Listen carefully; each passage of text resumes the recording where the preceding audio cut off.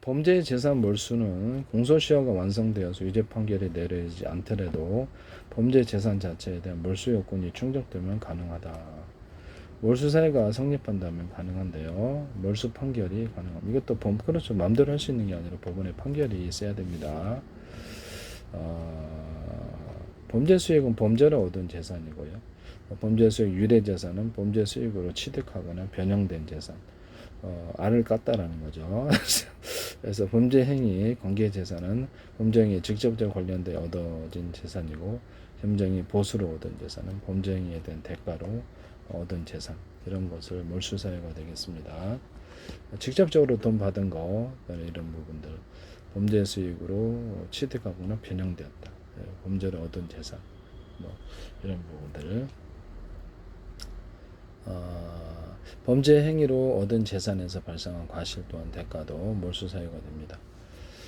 이 형법 제49조 행위자에게 유죄 판결을 재판을 아니할 때도 몰수 요건이 있을 때는 몰수만을 선고할 수 있다. 이것도 법원에서 해줘야 되는 거예요. 그래서 그렇죠. 수사기행 임의대로 할 수 없다라는 거죠. 국세적 임의대로 할 수 없는 거예요. 부동산은 범죄 수익 유래 대상으로 몰수 대상이 범죄로 얻은 자금으로 부동산 매수했을 때 부동산은 몰수 대상이 될 수 있습니다. 범죄로 인해서 얻은 돈이 투자된 투자 수익조차도 몰수 대상이 될 수 있습니다. 이런 부분을 말씀을 드립니다.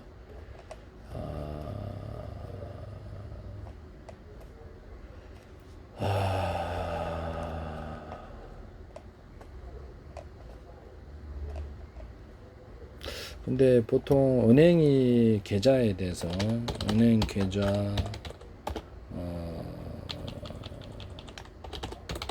은행 거래 내역 의무 보관 시한, 은행 거래 내역 의무 보관 시한이 있습니다. 전자금융거래한 거란 거 5년이고, 그 다음에 이렇게, 그래서 전자금융거래 기록 5년간 보존해야 된다라고 나와 있는데요. 법률상으로는 10년을 보관하기로 되어 있지만, 이것을 보시면 계좌의 거래 내역은 몇 년 전까지, 은행에서는 보관을 무한정 할 수 없어요. 이런 부분을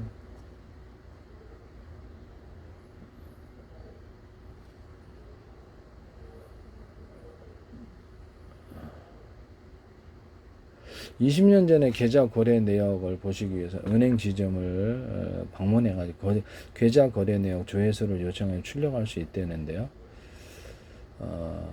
이렇게 수수료도 조회는 가능하네요. 20년 전에 계좌 거래 내역 이런 부분은 이런 것들은 가능하나.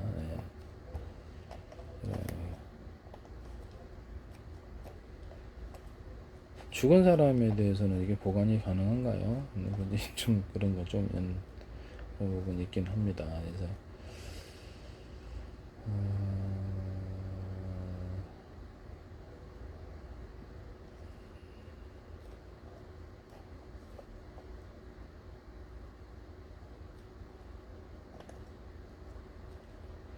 은행에서 통장 계좌 해주에 입출구 거래 내역은 10년 동안 보관하게 되어 있습니다. 네네.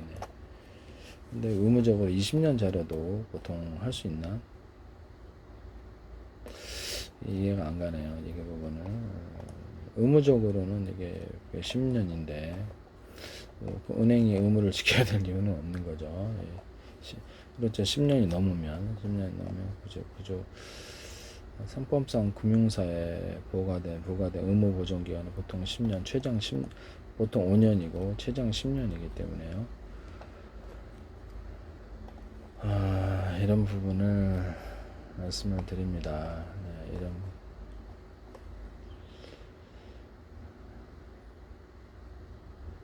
그렇죠. 그 범죄로 그 재산이 그 기한이 범죄로 발생한 것은 만약에 그 기한이 몇 년 전 것을 특정을 했다. 3년이다. 증거가. 그런데 10년 전의 것을 해가지고 이렇게 뒤집어 씌워가지거나 하거나 그렇게 할 수 있을까요? 네, 좀 힘들다고 봅니다.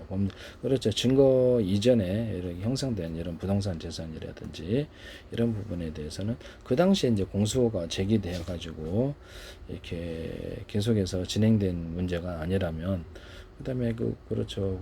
적용 그것을 증거는 딱 그 범죄로 해서 이렇게 생긴 범죄에 언제 참여했느냐 그러면 내가 5년 전부터 참여했습니다. 10년 전부터 참여했습니다. 그리고 이것은 재산은 언제 14년 전에 했습니다. 그러면 그래서 그거에 대해서 과연 적용이 가능한가의 부분인데요. 네, 좀 어렵다고 봅니다.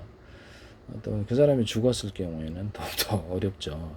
그래서 멋대로 수사기관이 이렇게 해서는 안 되겠습니다.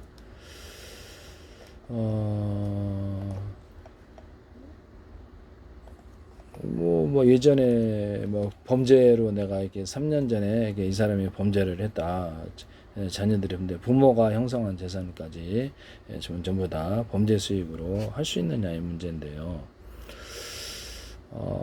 그렇죠. 자녀하고 부모는 서로 다른 독립적인 존재인데요. 그래서 이런 부분을 말씀을 드립니다. 형제간에 범죄를 저질렀다 할지라도 형제들이 했다 할지라도 그 사람 범죄를 안 저질렀으면 상관이 없는 부분이고요. 또 부모가 범죄를 안 저질렀으면 상관이 없는 부분입니다. 그래서 그래서 범죄 발생 시점의 증거가 어느 정도인 이렇게 또 그렇죠. 그 증거 시점이 중요한 거겠죠. 그래서 언제부터 범죄에 참여했느냐, 후로부터 범죄 이렇게 국세청이라든지 아니면 형사기관 이렇게 수사기관에서는 그것이 범죄를 얻은 수익을 계좌를 드셔야 되는데요.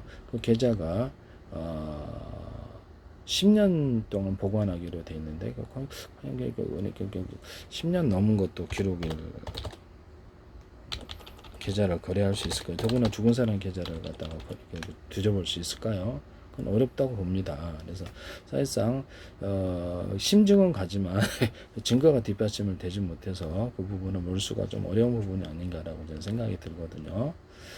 무조건 막 뒤집어 씌운다는 거죠. 40년 전에도 이걸 했다 이런 식으로 진짜인지 가짜인지 40년에 어떤 특정 사람이 어떤 증언을 했다 해서 그것이 증거가 완성되느냐라는 거죠. 남을 뒤집어 씌울 수도 있는 건데 뒤집어 씌울 수도 있는 거잖아요. 그러면 증거가 있어야 되는 거거든요. 다른 사람은 부인한다면 어떻게 되는 건가요? 그렇죠. 객관적인 증거가 있어야 되는 것이죠. 이 사람은 이 사람이 범죄했다고 그러지만 저 사람은 그러죠. 자신은 아니라 그러면 그 사람 무고죄로 고소한다고 합시다. 예. 그러면 그 사람의 증거 능력이 이렇게 제한되거나 없으면은 오히려 당하게 돼 있습니다. 네, 이런 부분을 말씀을 드리고요. 범죄 자산인지 아닌지는 증거 시점. 그래서 그 범죄의 증거와 그 계좌 증거가 있었을 때의 전후로 이제 따져봐야 되는데 그 증거가 5년 전, 그 5년 이전의 것은 없다. 그러면 그렇죠. 10년 전, 몇몇 년이 그것까지 몰수 대상이 될 수 있느냐라는 거죠. 저는 힘들다고 봅니다. 네.